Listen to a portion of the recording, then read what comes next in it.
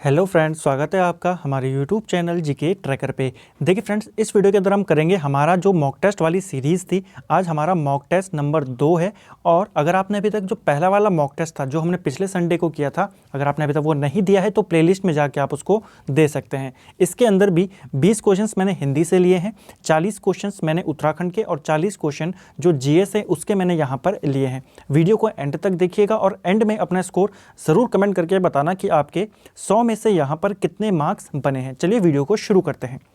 सबसे पहला क्वेश्चन है हमारा आज का क्वेश्चन नंबर 1 है, निम्न में से कौन सी बोली पश्चिमी हिंदी की नहीं है। देखिए, पश्चिमी हिंदी की कौन सी बोली नहीं आती है, इसके अंतर्गत आपने वो बताना है। तो इसका सही जवाब है पहले का ऑप्शन सी, बघेली। ठीक है, तो पहले का आंसर क्या है? ऑप्शन सी, बघेली है। अब पश्चिमी हिंदी के अंदर कौन कौन सी बोली आती है? देखिए, पश्चिमी हिंदी के अंदर ब्रज भाषा भी आती है, बुंदेली बोली हो गई, ब्रज हो गई, खड़ी बोली, खड़ी को कौरवी भी बोलते हैं। इसके अलावा कन्नौजी भी इसी के अंदर आती है और हरियाणवी भी। ठीक है, किसमें? पश्चिमी हिंदी में। अगर बात करें बघेली की, तो बघेली और अवधी और छत्तीसगढ़ी ये सभी आती हैं पूर्वी हिंदी में। ठीक है फ्रेंड्स, तो पहले का आंसर है ऑप्शन सी। दूसरा प्रश्न है, अमृत किसका पर्यायवाची शब्द है? तो इनमें से जो अमृत का पर्यायवाची शब्द आपने बताना है, तो सही आंसर है ऑप्शन ए, पीयूष। ठीक है, अमृत का पर्यायवाची शब्द है। इसके अलावा अमृत के कौन कौन से शब्द हैं जो पर्यायवाची हैं? जैसे सोम है, कई बार पेपर में पूछा जाता है किसका पर्यायवाची है। इसके अलावा सुधा है, ठीक है, सोम, सुधा, सुरभोग, अमीय। ठीक है, अमीय भी इसी का पर्यायवाची शब्द है। और अमी हो गया या फिर मधु हो गया। ठीक है, तीसरा प्रश्न है, आचार्य महावीर प्रसाद द्विवेदी निम्न में से किस पत्रिका के संपादक थे? तो महावीर प्रसाद द्विवेदी जो थे वो सरस्वती पत्रिका के संपादक थे। ठीक है, सरस्वती पत्रिका की शुरुआत होती है 1900 से।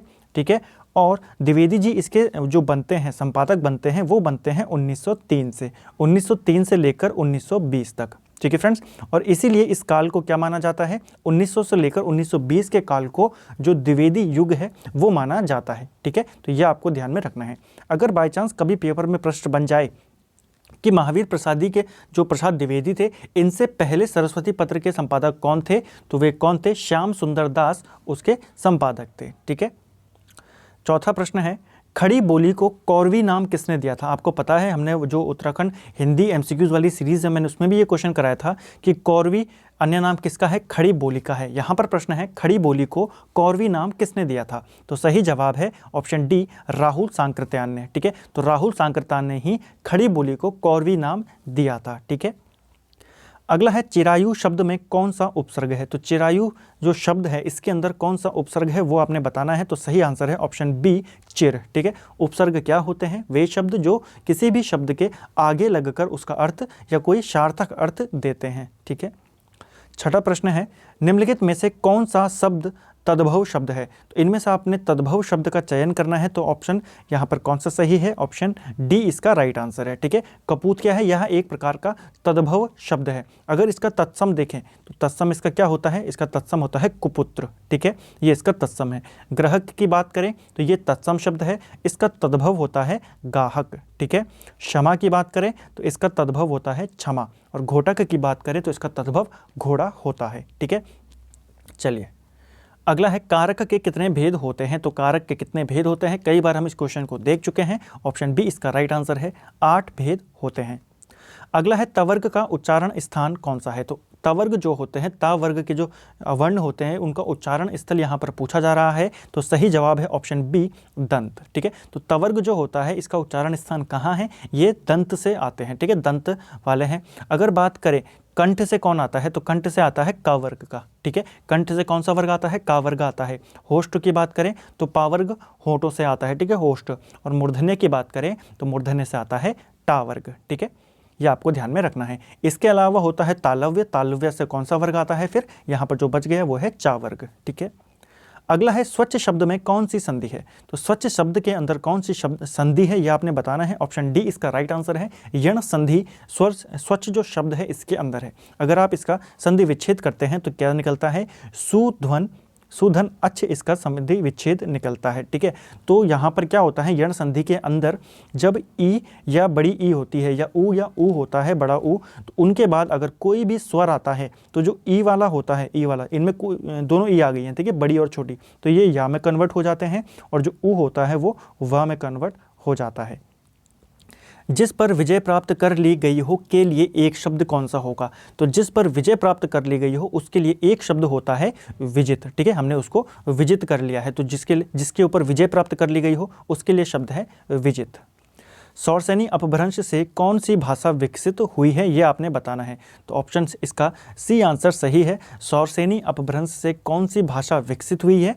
पश्चिमी जो हिंदी है वो किससे विकसित हुई है? पश्चिमी हिंदी जो है वो सौरसेनी अपभ्रंश से विकसित हुई है। ठीक है फ्रेंड्स, चलिए अगला है कलम का सिपाही क्या है? तो कलम का सिपाही जो है यह एक प्रकार की जीवनी है। और किसकी जीवनी है ये मुंशी प्रेमचंद की जीवनी है। ठीक है, कलम का सिपाही। और इसको लिखा किसने है? इसको लिखा है उन्हीं के पुत्र अमृत राय ने। ठीक है, तो अमृत राय ने प्रेमचंद की जीवनी लिखी है और उसका नाम है कलम का सिपाही। ठीक है, यह आपको ध्यान में रखना है। शुद्ध शब्द का चयन कीजिए। तो इनमें से शुद्ध शब्द कौन सा है, यह आपने बताना है। तो सही आंसर है इसका ऑप्शन बी, अध्ययन जो होता है ये राइट शब्द है। ठीक है, अगला है देवनागरी लिपि का प्रयोग सर्वप्रथम किस राज्य में हुआ माना जाता है? तो किस राज्य में माना जाता है कि सबसे पहले देवनागरी लिपि का प्रयोग यहाँ पर हुआ था? तो सही आंसर है ऑप्शन सी, गुजरात। ठीक है, मोहन को हिंदी पढ़नी है इसीलिए वह शास्त्री जी के यहाँ गया है। तो कौन सा वाक्य है? तो यह किस प्रकार का वाक्य है, यह आपने बताना है। तो सही आंसर है यहाँ पर ऑप्शन बी, संयुक्त वाक्य है। ठीक है, तो मोहन को हिंदी पढ़नी है और वहाँ कहाँ गया? इसलिए वो शास्त्री जी के पास गया। तो यह एक प्रकार का संयुक्त वाक्य है क्योंकि इसमें दो वाक्यों को एक साथ जोड़ा गया है। ठीक है, अगला है हिंदी के उपसर्गों की संख्या कितनी मानी जाती है? तो हिंदी में उपसर्गों की संख्या कितनी मानी जाती है? सही आंसर है ऑप्शन डी, इसका राइट आंसर है। ठीक है, 13 उपसर्ग माने जाते हैं हिंदी के। संस्कृत के उपसर्गों की संख्या कितनी मानी जाती है वो आप मुझे कमेंट करके ज़रूर बताएंगे। अगला है आधुनिक हिंदी साहित्य का अग्रणी साहित्यकार कौन है? तो आधुनिक हिंदी साहित्य का अग्रणी साहित्यकार माना जाता है भारतेंदु हरीशचंद्र को। ठीक है, यह आपका राइट आंसर है। भारतेंदु जो युग है वो कब से कब तक रहा था वो आप मुझे कमेंट करके ज़रूर बताएंगे। ठीक है, वर्ण किसे कहते हैं? इसको किसे कर देना। ठीक है, तो वर्ण किसे कहते हैं? तो वर्ण का मतलब होता है ध्वनि से। ठीक है, ऑप्शन सी इसका राइट आंसर है। अगला है अनामिका काव्य के रचयिता कौन है? तो अनामिका क्या है? यह एक काव्य है, इसकी रचना किसने करी है? तो ऑप्शन डी इसका राइट आंसर है, सूर्यकांत त्रिपाठी निराला, ये इनकी रचना है अनामिका। ठीक है, चलिए अगला है निम्न में से अरबी भाषा का शब्द कौन सा है? तो इनमें से जो अरबी भाषा का शब्द है वो आपने बताना है। तो इसका राइट आंसर है ऑप्शन ए, हौसला। ठीक है, हौसला किस भाषा का शब्द है? ये अरबी भाषा का शब्द है। अगर बात करें दंगल की, ये किस भाषा का शब्द है दंगल? तो दंगल हमारा फारसी भाषा का शब्द है। ठीक है, बहादुर की बात करें तो ये तुर्की भाषा का शब्द है। और अगर गोदाम की बात करें तो ये पुर्तगाली भाषा का शब्द है। अब देखते हैं उत्तराखंड के और जीएस के जो 40 क्वेश्चंस हैं उनको। पहला प्रश्न है इनमें हमारा 21वां प्रश्न, नैनीताल नगर पालिका का गठन कब किया गया था? तो देखिए नैनीताल नगर पालिका का जो गठन किया गया था ये किया गया था 1873 में और मेजर वाशिंगटन इसके पहले अध्यक्ष या चेयरमैन बनाए गए थे। ठीक है, नैनीताल नगर पालिका के प्रथम भारतीय अध्यक्ष कौन थे वो आप मुझे कमेंट करके ज़रूर बताएं फ्रेंड्स। ठीक है, कई बार हम इसको डिस्कस कर चुके हैं उत्तराखंड जी के वन लाइनर वाली सीरीज़ में। अगला प्रश्न है इसके अंदर, राज्य महिला आयोग की प्रथम अध्यक्ष कौन थी? तो देखिए जो राज्य महिला आयोग है इसकी प्रथम अध्यक्ष थी संतोष चौहान। ठीक है, यह आपको ध्यान में रखना है। संतोष चौहान राज्य महिला आयोग की प्रथम अध्यक्ष थी। और वर्तमान में कौन है? वर्तमान में विजया बर्थवाल है। ठीक है, अगला है सत्यपथ पत्र का प्रकाशन कहाँ से होता था? तो जो सत्यपथ पत्र है इसका प्रकाशन कहाँ से होता था यह आपने बताना है। तो इसका राइट आंसर क्या होगा फ्रेंड्स? इसका राइट आंसर है ऑप्शन बी, कोटद्वार इसका राइट आंसर है। ठीक है, सत्यपथ पत्र कब से प्रकाशित होता था? ये 1956 से इसका प्रकाशन शुरू हुआ था। और किसके द्वारा किया जाता था? ललिता प्रसाद नैथानी के द्वारा ये पत्र प्रकाशित होता था कोटद्वार से। भारत का सबसे प्राचीनतम संगीत यंत्र कौन सा है? तो भारत का सबसे प्राचीनतम संगीत यंत्र आपने बताना है यहाँ पर। तो ऑप्शन डी इसका राइट आंसर है, वीणा। ठीक है, तो भारत का सबसे प्राचीन जो संगीत यंत्र है वो कौन सा है? वो है वीणा। ठीक है फ्रेंड्स, 25वां प्रश्न है, भारत में रंगीन टीवी का प्रसारण कब से शुरू हुआ था? तो भारत में रंगीन टीवी का जो प्रसारण शुरू हुआ था ये हुआ था 1982 से। ठीक है, ऑप्शन सी इसका राइट आंसर है। अगला है गोरखा गुफा किस नदी के तट पर स्थित है। गोरखा गुफा या कहीं पर ग्वारख्या गुफा भी है, ठीक है, ग्वारखा गुफा ही है ज़्यादातर। ये किस नदी के तट पर है, यह आपने बताना है। तो इसका राइट आंसर है ऑप्शन ए, अलकनंदा के तट पर है, ठीक है। जो गोरखा गुफा है या ग्वारख्या गुफा है वो कहाँ है, अलकनंदा के तट पर स्थित है, ठीक है, चमोली जनपद में। अगला प्रश्न है पंवार वंशी राजाओं का मूल माना जाता है। तो पंवार वंशी राजा कहाँ के मूल निवासी थे या कहाँ से वो आए थे, ये पूछा जा रहा है। ये प्रश्न आयोग भी कई बार इसको पूछ चुका है। वो कहाँ से उनका मूल माना जाता है, ऑप्शन बी, गुजरात, ठीक है। गुजरात की जो धार नगरी है वहाँ से इनका आगमन माना जाता है, ठीक है। जैन साहित्यों को क्या कहा जाता है, यह भी काफ़ी इंपॉर्टेंट प्रश्न है। तो जैन साहित्यों को कहा जाता है आगम, ठीक है। 29वां प्रश्न है चरक किसके राज चिकित्सक थे। तो जो चरक थे राज चिकित्सक, जिन्होंने चरक संहिता की भी रचना करी, ये किसके दरबार में रहते थे, ये आपने बताना है। तो सही आंसर है ऑप्शन सी, कनिष्क के दरबार में रहते थे, ठीक है। बिंबिसार के दरबार में कौन रहते थे, बिंबिसार के दरबार में रहते थे जीवक, ठीक है, ये आपको ध्यान में रखना है। वो भी काफ़ी एक चिकित्सक थे, ठीक है, जीवक। और कनिष्क के दरबार में रहते थे चरक। अगला है पतली दून व कोटा दून किस जनपद में स्थित है। काफ़ी इजी क्वेश्चन है, सही आंसर है नैनीताल, ठीक है। अगला है काली नदी में मिलने वाली राज्य की अंतिम नदी कौन सी है। तो काली नदी में मिलने वाली अंतिम नदी कौन सी है राज्य की या उत्तराखंड की, वो है लाधिया नदी। और अगर पूछेगा प्रथम नदी कौन सी है, तो प्रथम नदी है कुठियांगटी नदी, ठीक है। तो काली में मिलने वाली अंतिम नदी है लाधिया नदी और प्रथम नदी है कुठियांगटी नदी, ठीक है। अगला है राज्य में कमलताल किस जनपद में स्थित है। देखिए कमलताल कहाँ है, यह आपको पूछा जा रहा है। इसका राइट आंसर है नैनीताल और इसका अन्य नाम है नलताल, ठीक है। नलताल है, लेकिन इसमें कमल काफ़ी ज़्यादा पाए जाते हैं, इसलिए इस ताल को कमलताल भी बोला जाता है। कहाँ पाया जाता है कमलताल, ये जो है ये नैनीताल में स्थित है। अगला प्रश्न है ब्रह्मकमल खिलने का समय है। तो काफ़ी अच्छा क्वेश्चन और काफ़ी आसान क्वेश्चन है। तो ब्रह्मकमल के खिलने का जो समय है वो है ऑप्शन सी, जुलाई से सितंबर के मध्य में, ठीक है। आंध्र प्रदेश व तमिलनाडु के तटीय भूभाग को क्या कहते हैं, ये भी अच्छा क्वेश्चन है। तो आंध्र प्रदेश और तमिलनाडु का जो तटीय भूभाग है उसी को कहा जाता है ऑप्शन बी, कोरोमंडल तट, ठीक है। तो कोरोमंडल तट कहाँ है, तमिलनाडु का जो तटीय भाग है या फिर आंध्र प्रदेश और तमिलनाडु का जो तटीय भाग है उसी को कहा जाता है कोरोमंडल तट।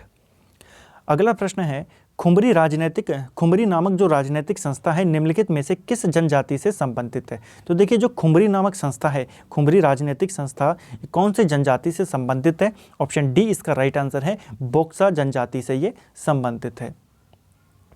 अगला है सौरमंडल के 4 सबसे विशाल ग्रह अवरोही क्रम में कौन से हैं। तो देखिए 4 सबसे बड़े जो ग्रह हैं सौरमंडल के, उनके यहाँ पर नाम पूछे जा रहे हैं, क्रम पूछा जा रहा है कि बड़े से छोटा कौन सा है। तो देखिए सबसे बड़ा ग्रह है, हमें पता है बृहस्पति है, फिर शनि है, लेकिन वरुण नहीं है, ठीक है। तो ऑप्शन सी इसका राइट आंसर होगा, बृहस्पति, शनि, अरुण और वरुण, ठीक है। तो ये इसका सही क्रम है, यानी कि ऑप्शन सी इसका राइट आंसर है।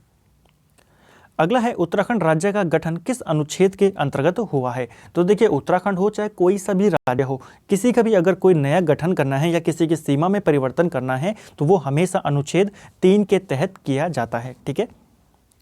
अगला है निम्नलिखित में से कौन सा जनपद अंतर्राष्ट्रीय सीमा से लगा है, यह आपने बताना है। तो अंतर्राष्ट्रीय सीमा वाला जनपद कौन सा है, तो सही आंसर है ऑप्शन सी, उधम सिंह नगर, ठीक है। तो उधम सिंह नगर क्या है, ये एक इंटरनेशनल बॉर्डर वाला जिला है उत्तराखंड का। किस देश के साथ ये लगता है, ये लगता है नेपाल के साथ, ठीक है। राज्य में स्थित 4 धामों की यात्रा का क्रम क्या है। अब देखिए पूछा जा रहा है कि 4 धामों की यात्रा का क्रम क्या है, यानी कि सबसे पहले कहाँ से 4 धाम यात्रा शुरू मानी जाती है और कहाँ पर यात्रा खत्म मानी जाती है, ये यहाँ पर प्रश्न है। तो इसका सही आंसर है, सबसे पहले यात्रा का जो क्रम होता है वो होता है यमुनोत्री, फिर वहाँ से गंगोत्री, फिर केदारनाथ और बद्रीनाथ, यानी कि यात्रा शुरू होती है यमुनोत्री से और खत्म होती है बद्रीनाथ में। तो इसका सही आंसर क्या होगा, ऑप्शन बी इसका राइट आंसर है। अगला है उत्तराखंड में कूली बेगार प्रथा पुस्तक के लेखक कौन है। तो देखिए ये किताब है उत्तराखंड में कूली बेगार प्रथा, और ये किसके द्वारा लिखी गई है, शेखर पाठक के द्वारा इस किताब को लिखा गया है।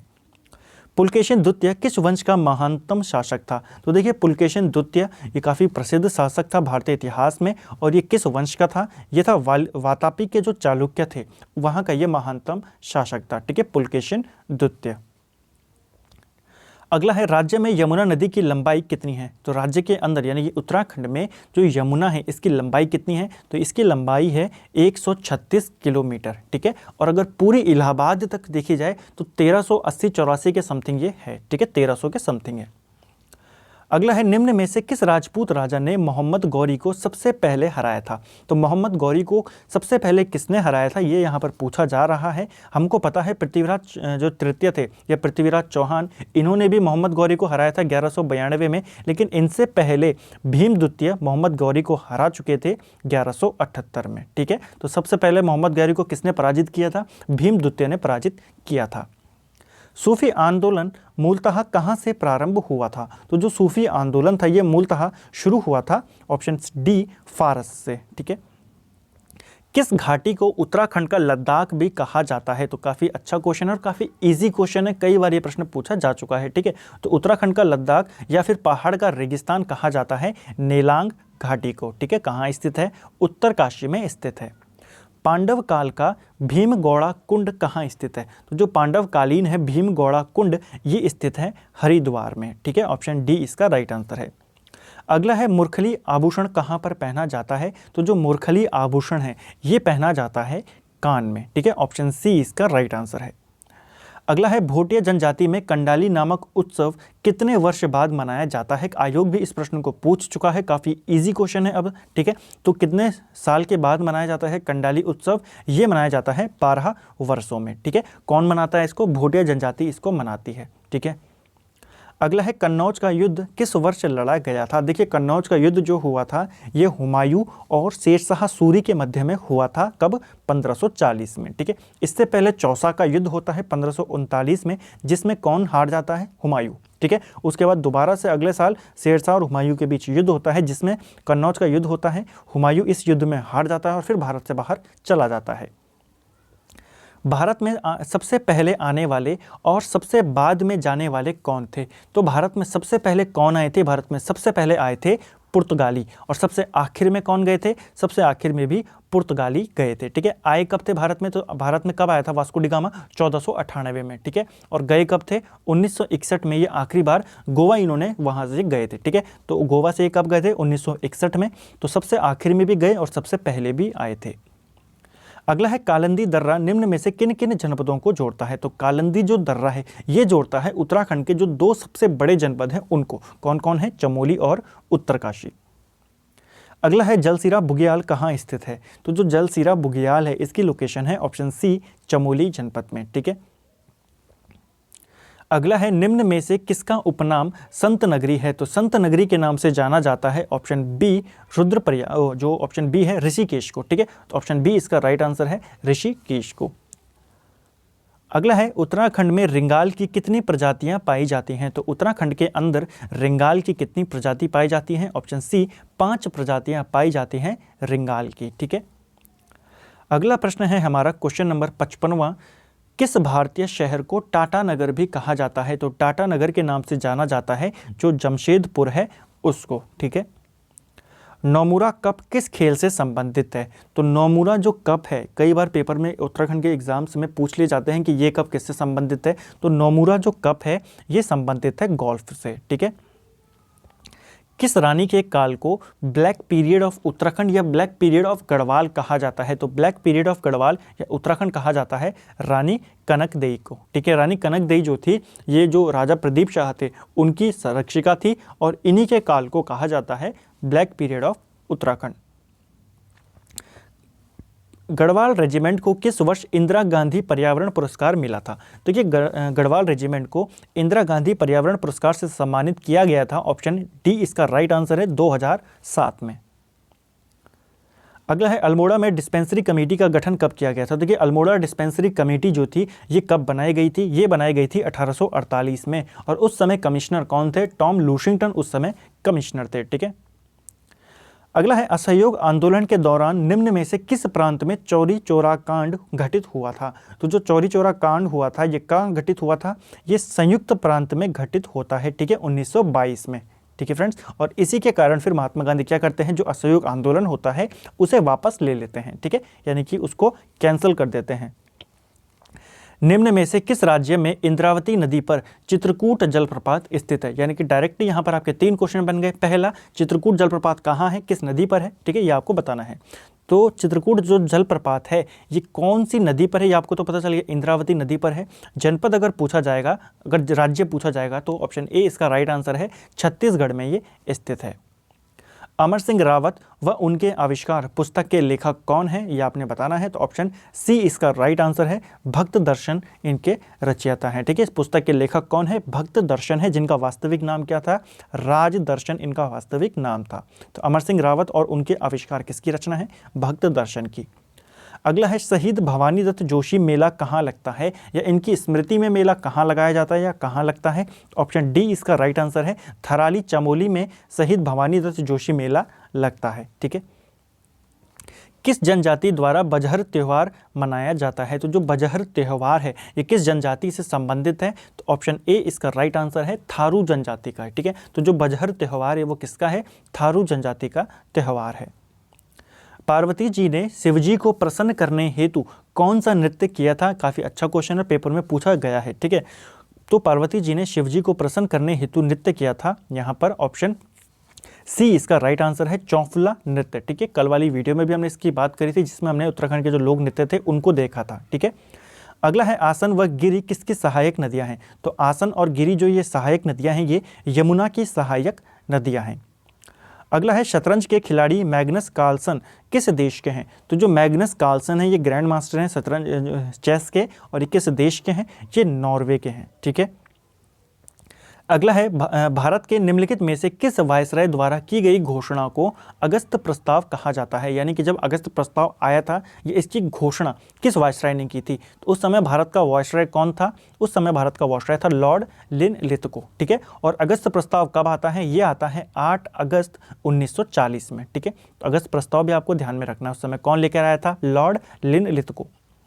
किस पुराण में बद्रिका आश्रम को गंगा तटस्थ कहा गया है? तो बद्रिका आश्रम को गंगा तटस्थ कहा गया है वामन पुराण में, ठीक है। ऑप्शन सी इसका राइट आंसर है।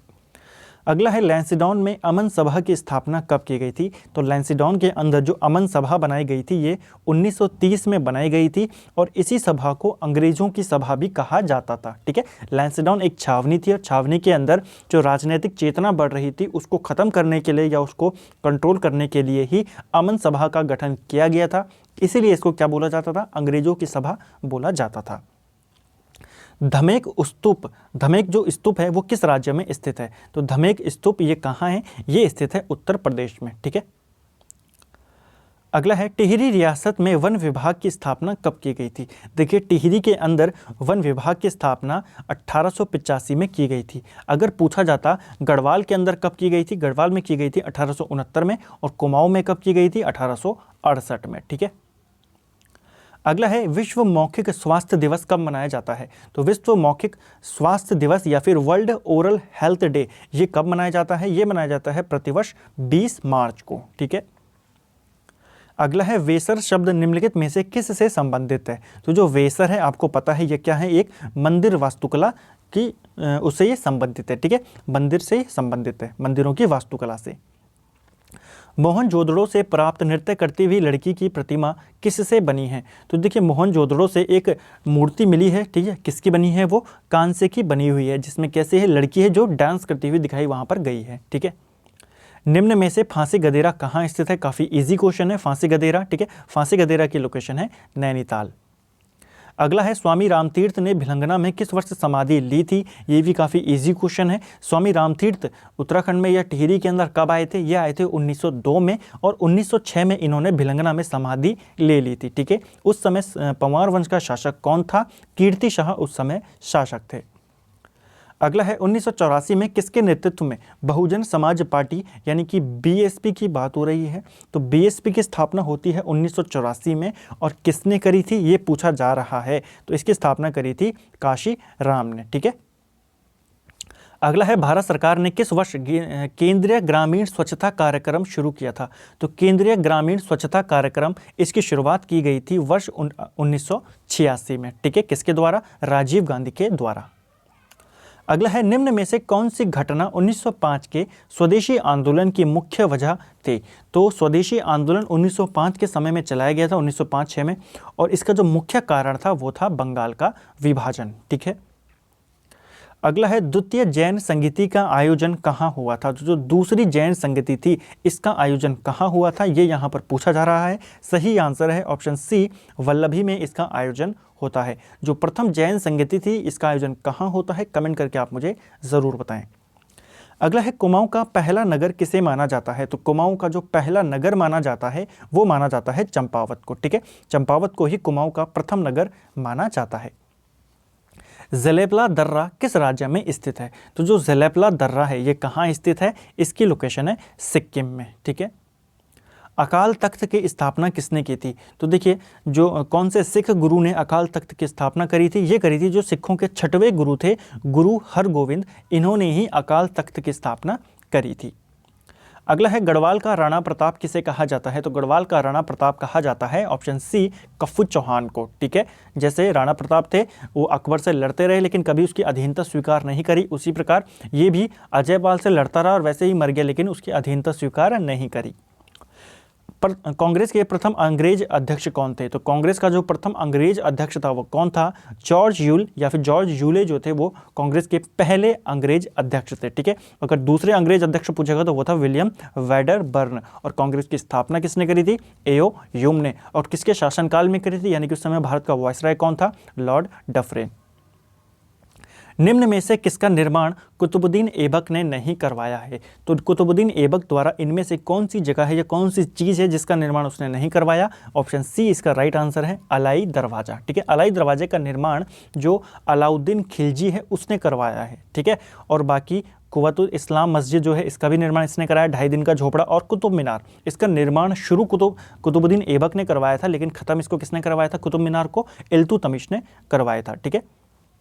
अगला है, प्रत्यक्ष कार्यवाही दिवस या फिर इसको सीधी जो कार्यवाही दिवस है वो भी बोला जाता है इसको। तो प्रत्यक्ष कार्यवाही दिवस कब मनाया गया था? ये मनाया गया था 16 अगस्त 1946 को। ठीक है, मुस्लिम लीग के द्वारा।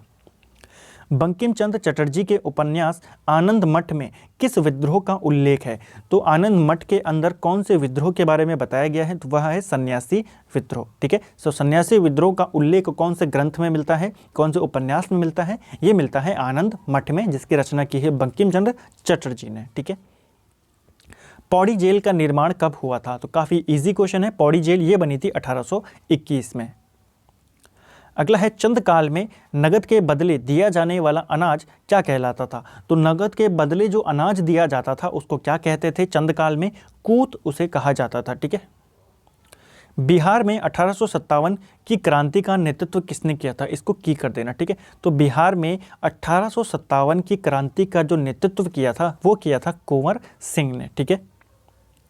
अगला है, भारत में तंबाकू की खेती का प्रचलन का श्रेय किसे है? तो भारत के अंदर तंबाकू की जो खेती शुरू की जाती है या की थी वो किसने शुरू कराई थी? पुर्तगालियों ने कराई थी। ठीक है, और एक प्रश्न ये भी आता है कि तंबाकू की खेती पर किसने प्रतिबंध लगा दिया था? तो जो मुगल सम्राट जहांगीर था उसने इस पर प्रतिबंध लगा दिया था। काकड़पारा परियोजना किस नदी पर है? तो जो काकड़पारा परियोजना है ये गुजरात में है, गुजरात के ताप्ती नदी पर ये स्थित है। अगला है, निम्न में से किस देश को हजारों झीलों की भूमि कहा जाता है? तो हजारों झीलों की भूमि कहा जाता है ऑप्शन डी, फिनलैंड को। ठीक है। लोकसभा के प्रथम आम चुनाव कब हुआ था? तो लोकसभा के लिए जो पहले आम चुनाव हुए थे या फिर भारत के जो प्रथम आम चुनाव हुए थे वो हुए थे 1952 में। ठीक है। अगला है, अयोध्या विवाद पर सुप्रीम कोर्ट ने कब ऐतिहासिक फैसला सुनाया था? तो सुप्रीम कोर्ट ने जो अपना फैसला सुनाया था वो कब सुनाया था? 9 नवंबर 2019 को सुप्रीम कोर्ट ने अपना फैसला सुनाया था। ठीक है, ऑप्शन डी इसका राइट आंसर है।